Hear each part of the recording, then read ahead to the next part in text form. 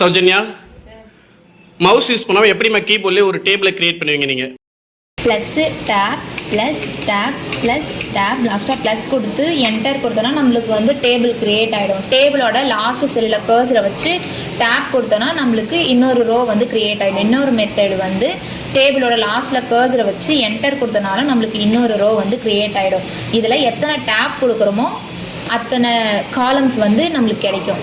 இப்போது next method plus equal plus equal plus equal லாஸ்ட்டாக plus கொடுத்து என்டர் கொடுத்தனாலும் நம்மளுக்கு டேபிள் க்ரியேட் ஆகிடும். இதுலேயும் டேபிளோட லாஸ்ட்டு செல்லில் கர்சரை வச்சுட்டு டேப் கொடுத்தனாலும் நம்மளுக்கு இன்னொரு ரோ வந்து கிடச்சிரும்.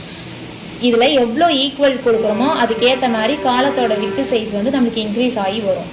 இப்போது third method plus minus plus minus plus minus plus கொடுத்து என்டர் கொடுத்தோன்னா நம்மளுக்கு வந்து டேபிள் க்ரியேட் ஆகிடும். இதுலேயும் டேபிளோட லாஸ்ட் செல்லில் கர்சரை வச்சு டேப் கொடுத்தனாலும் நம்மளுக்கு நெக்ஸ்ட் ரோ கிடச்சிரும். டேபிளோட லாஸ்ட் செல்லுக்கு பக்கத்தில் கர்சரை வச்சுட்டு என்டர் கொடுத்தனாலும் நம்மளுக்கு நெக்ஸ்ட் ரோ வந்து கிடச்சிரும்.